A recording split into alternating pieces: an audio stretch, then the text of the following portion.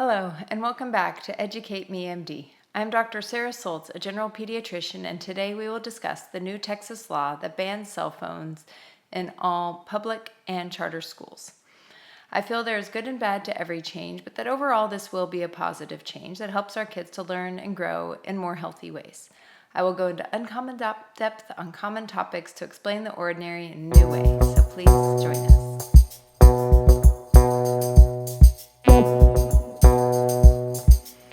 Greetings, I'm Dr. Sarah Soltz, and today I'm speaking to parents, teachers, and students who want to know more about the new Texas law banning phones in schools.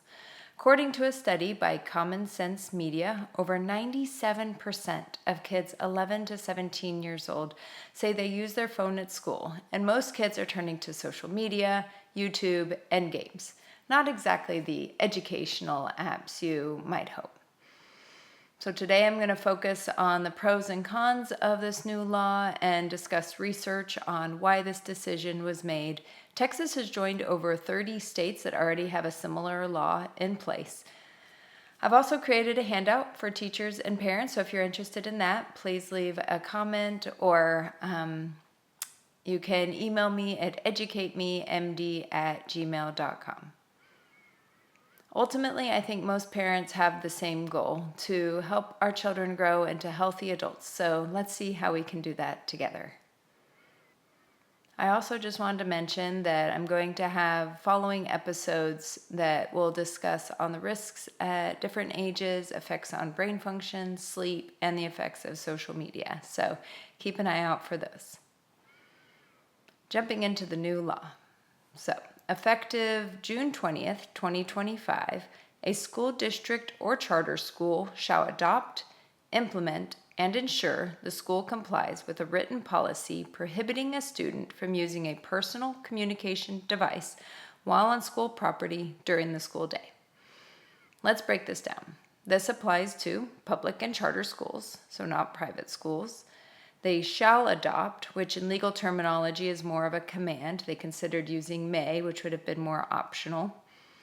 It does include phones, tablets, and watches, or any device that can communicate with others and are not distributed by the school.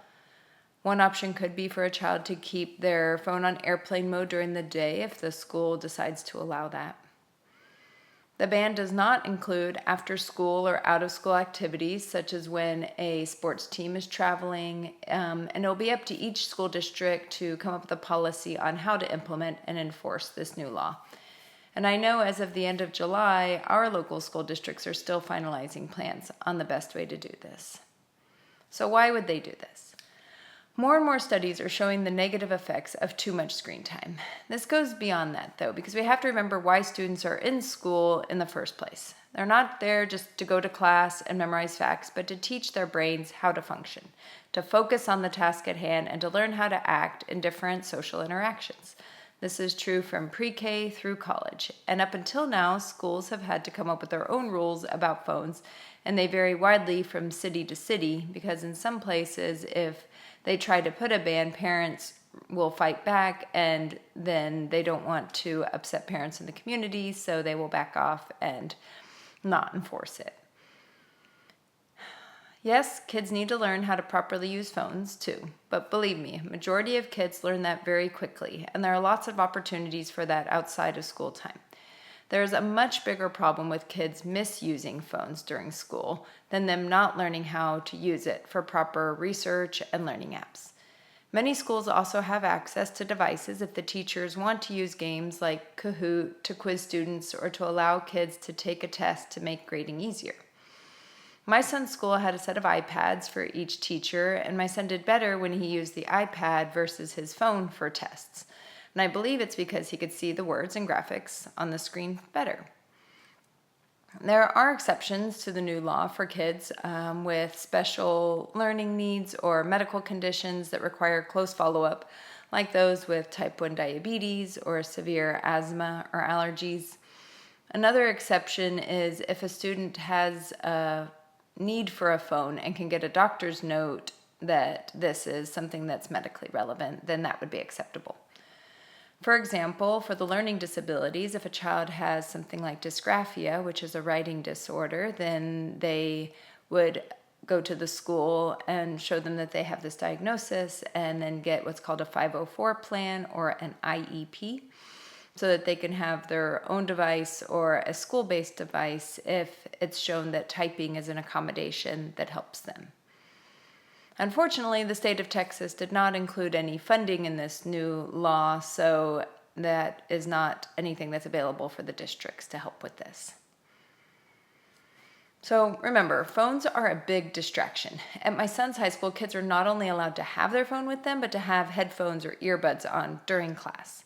I do not like this rule, and most of the time last year, my son did not take his phone to school because when he did, I could look at his screen time for the day and know that there were large chunks of time when he was not engaged in class. It's easy to look around a classroom at his school and see that kids are often not paying attention to the teacher because they're busy changing the song on their phone or texting a friend in another class or even just playing a game or watching YouTube videos. So one study showed that after a teen checks their phone, it can take up to 20 minutes for them to refocus on the task at hand. And that is if they don't get distracted by another app on their phone while looking at the screen. I know that happens to me a lot.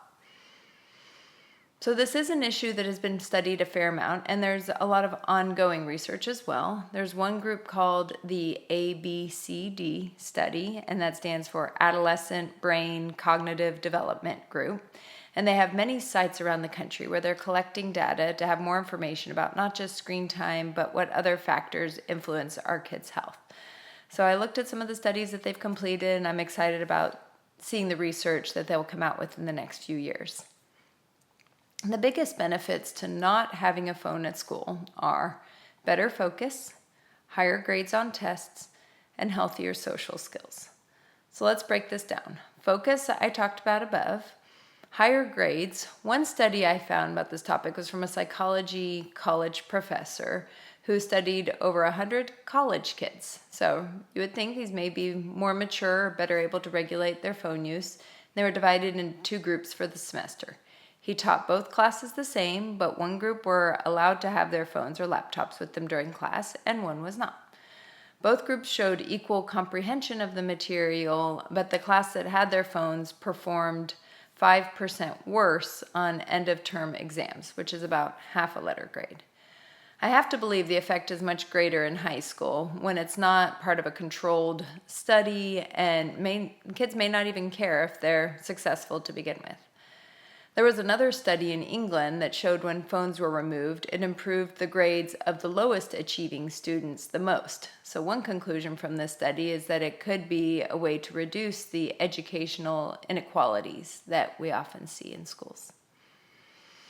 My third item above was healthier social skills. For now, I'm just going to say that face-to-face communication strengthens empathy and peer connections.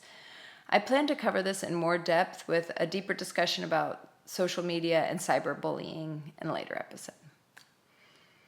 I have heard some parents who are concerned about this law because they want to be able to reach their kids throughout the day.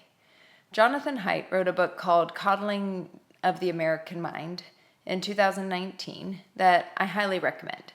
It goes much deeper into this topic than I will today and discusses why we need to allow our children freedom to make their own decisions and how lack of unsupervised play, such as letting your kids go outside without you there or ride their bike to a friend's, or the whole stay out until dusk, which is what a lot of people in my generation grew up with, that also, so with the unsupervised play and the increase in social media, that this has really hurt our kids. In his research, he found current college students have less resilience, which is their ability to handle stress and their ability to problem solve have really decreased, and that they also have more mental illness. I know it can be scary to feel disconnected from our kids and maybe even just inconvenient that you can't text them to tell them there's a change for after-school care or a reminder to turn in an important assignment. One study, though, showed most texts from parents were not even that critical, and they were just checking in to say, how are you doing, or what do you want for dinner? These are obviously distracting messages without any benefit to a child's education. For younger kids, if they do not have a phone to ask their parents for help directly, it takes courage to speak up to the teacher and say either they aren't feeling well or they need to go to the office to call their parents for a change of clothes. If you think about it, though, that speaking up is where they really learn. When we allow our kids to text us and whatever they need and we solve the problem for them, then they never learn how to do it for themselves. I've also heard discussion about the need for cell phones in a true emergency, such as an active shooter, and it's easy to find examples where it may have been helpful for a student to have a phone, but there are even more stories about kids who texted their parents that there might be a situation when there wasn't, just to get picked up early, or too many kids were calling 911 during a situation all at the same time, and it clogged the emergency response channels. Also, if a child is texting their parents or trying to video a situation, they may miss critical information from their teacher that would lead to a safer outcome. I hate that we even have to think about these scenarios, but I know we do. And I still feel that the risk to a child's learning and growth is affected more by having a device in their hand or pocket throughout the day, and we should be able to rely on a healthy school's response to an active shooter. If you have concerns about your school's ability to respond in a crisis, then it could be worthwhile to talk to the school or district leadership, or better yet, join one of the committees so that you could have input on those safety requirements.